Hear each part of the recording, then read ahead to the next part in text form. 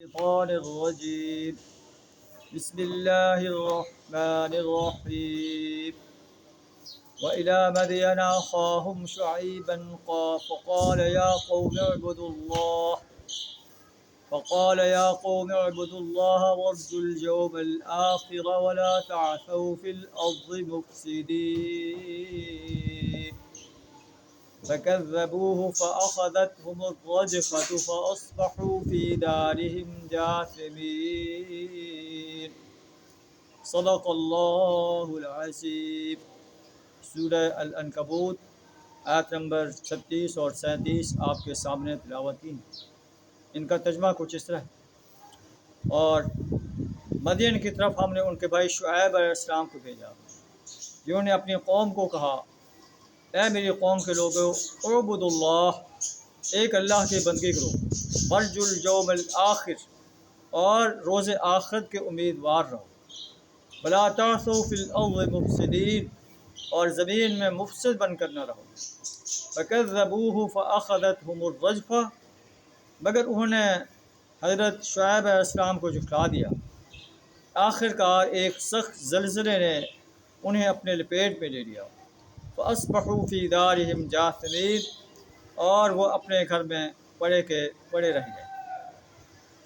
وعاد وثمود وقد تبین لکم من مساکنہم، اس طرح عاد و سمود کو ہم نے ہلاک کیا، تم وہ مقامات دیکھ چکے ہو جہاں وہ رہتے تھے۔ وزین لہم الشیطان اعمالہم، شیطان نے ان کے اعمال ان کے لیے مزین کر دیے اور انہیں راہ راست سے برگشتہ کر دیا۔ وکانوا مستبصرین، اور وہ حالانکہ ہوش گوش رکھتے تھے۔ اسی طرح قارون و فرعون و حامان، قارون، فرعون، حامان کو بھی ہم نے ہلاک کیا۔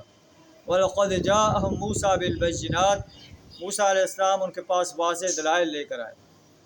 فَاسْتَكْبَرُوا فِي الْأَرْضِ، انہوں نے زمین میں تکبر کیا۔ وَمَا كَانُوا سَابِقِينَ، اور وہ ہم سے سبقت لے جانے والے نہ تھے۔ فَكُلًّا أَخَذْنَا بِذَنبِهِ، آخرکار ہم نے ہر ایک کو اس کے گناہ میں پکڑ لیا۔ فَمِنْهُمْ مَنْ أَرْسَلْنَا عَلَيْهِ حَاصِبًا، ان میں سے کسی پر ہم نے پتھراؤ کرنے والی ہوا بھیجی، جیسے قوم ہود۔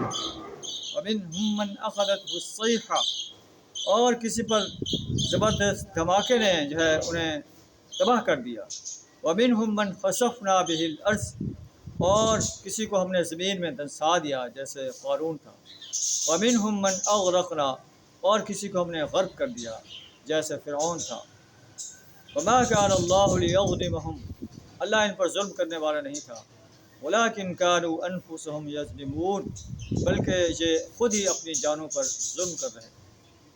ان اقوام کے واقعات بیان فرما کر اللہ تعالیٰ پوری انسانیت کو اور قریش مکہ کو خبردار کر رہے ہیں کہ ان سب قوموں نے اپنے رسولوں کی دعوت کو ماننے سے انکار کر دیا تو یہ صفحہ ہستی سے مٹا کر رکھ دیے گئے۔